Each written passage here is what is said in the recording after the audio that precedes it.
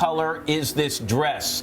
What color do you think this is? What color do you think this dress is? What color is this white and gold dress? What color is this dress? I see white and gold. It looks to be blue and black. So you're supposed to see if this is white and gold Versus blue and black. This dress. The dress. This dress. The dress. dress. Dress. Dress. Dress. Dress. Dress. The dress. Dress. Dress. Dress. Dress. Dress. So, do you remember this dress? If you've been an internet user for some time, you've probably encountered this post at some point. Originally going viral in 2015, this became known simply as the dress. Ask anyone over the age of 20 or so, and chances are they're gonna know exactly what you're talking about without any other context. Going on 10 years later, this month, this dress is still a relevant discussion that has been embedded into pop culture and internet history. In the event you somehow missed just this entire viral story, maybe you weren't born yet, or maybe you didn't have the internet. So the dress was a photo of a blue dress with black lacy stripes. But what made this image immediately stand out was some perceived this dress as white and gold as opposed to its true colors, blue and black. We know the true color of this dress because the designing company Roman Originals confirmed this and had further, better images of the dress. So how did this all begin?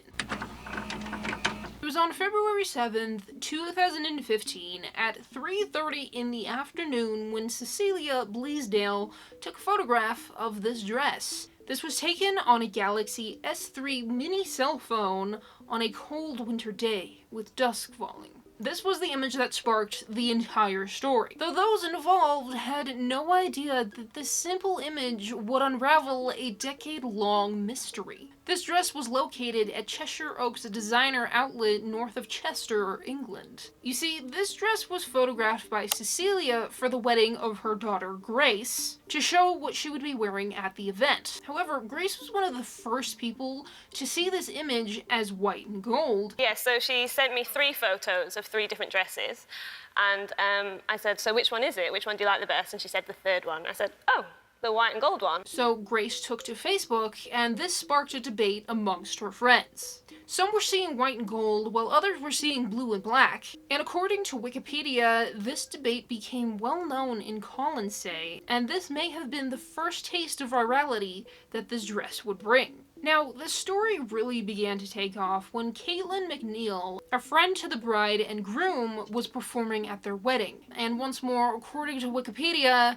they almost failed to make it on stage because they were caught up in discussing the dress. On February 26th of 2015, Caitlin posted the image onto Tumblr. This is where it first began to go truly viral, and the reach of this illusion spread. You may or may not recall, but back in the day, BuzzFeed was like the source for these kinds of things. And so Kate Holderness, the one behind the Tumblr page for BuzzFeed in the New York site, was messaged by Caitlin asking for help to finally settle the debate. The post received 5,000 notes, which at the time was truly unprecedented. Tom Christ, Tumblr's director of data, said at its peak, the page was receiving 14,000 views a second, or 840,000 views per minute, which was well beyond the normal rate, especially back then. And although Kate had originally dismissed the story, anyone could see how large this story was becoming. And she showed the picture of the dress to other people on the BuzzFeed social media team, and right away, they too all began to argue about the true color of the dress. And once more, according to Wikipedia, she made a poll for Tumblr users, left work, took the subway home,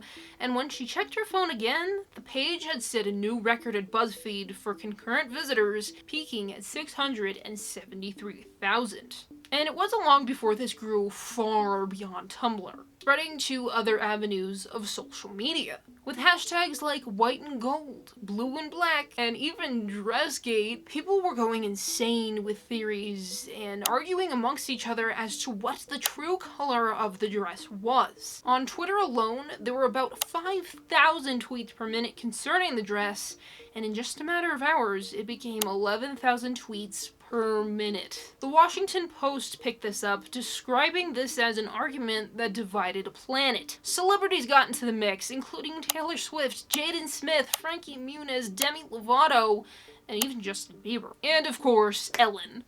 'Cause what didn't she get involved in? This was catching the interest of everyone so quickly that it reached 4.4 million tweets in just 24 hours, according to Wikipedia. It makes sense as to why such a phenomenon was spreading the way it did, but to this day, I think a lot of us wonder as to the reason why we were all disagreeing back in 2015 about the color of this dress. Pascal Wallish, a New York University neuroscientist, concluded that the differences in perception are due to our assumption about how the dress was illuminated. This journal, posted in June of 2017, proposed a deeper theory with the help of 13,417 participants through online surveys. The study first started in March of 2015, with 2 separate runs, another being in the following year. Those who thought the dress was photographed in a shadow likely saw the garment as gold and white.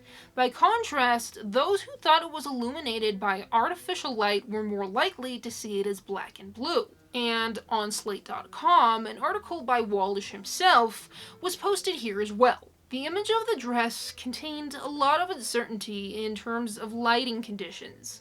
Was the dress illuminated from the front or back? This matters because if it was backlit, it would be in a shadow, otherwise not. And according to Wallish, the original image was overexposed, rendering the illumination source uncertain. As a result, we make assumptions about how the dress was illuminated, which affects the colors we see. Shadows are blue, so we mentally subtract the blue light in order to view the images, which then appear in bright colors, gold and white. However, the artificial light tends to be yellowish, so if we see it as brightened in this fashion, we factor out this color, leaving us with a dress that we see as black and blue. My research showed that if you assume the dress was in a shadow, you were much more likely to see it as white and gold. Shadows overrepresent blue light, mentally subtracting short wavelength light, which could appear bluish, from an image will make it look yellowish. Natural light has a similar effect. People who thought it was illuminated by natural light were more likely to see it as white and gold. Why? Because the sky is blue. Daylight also overrepresents short wavelengths compared with the relatively long wavelength articulated light. And according to NYU.edu, those participating had previously seen the dress and were asked whether or not they believed it was in a shadow. Furthermore, the belief about whether or not it was in a shadow determines the perceptual experience of the dress. Amongst those who saw it in a shadow, 4 out of 5 participants believed it to be white and gold, and only half of participants who did not see it in a shadow saw the garment bearing those colors. But what would cause such a widespread difference in our perception of color? Well, Wallish theorized if differing perceptions could be linked to one's exposure to daylight. Quite simply, people who rise and go to bed early and spend many of their waking hours in sunlight are more likely to see the dress as white and gold than are night owls, whose world is illuminated not by the sun, but rather by the long wavelength artificial light. And so he further tested this theory, asking participants if they felt best rising early in the morning and going to bed early, i.e. larks, or sleeping in and being up later, i.e. night owls. He then matched their circadian type with how they saw the dress. Those who were early risers significantly saw the dress as white and gold in comparison to those who stay up later, furthering his theory. This suggests that whatever kind of light one is typically exposed to influences how one perceives color. And there was also a thought that perhaps age and gender could affect how we perceive color. Early reports suggested a modest effect of gender, with women being more likely to see white and gold, but for unclear reasons. So, to sum it up, as best as I can per my understanding, because I'm kinda stupid, the speculated reason we all view the dress so vastly different from one another is influenced by our perception of lighting.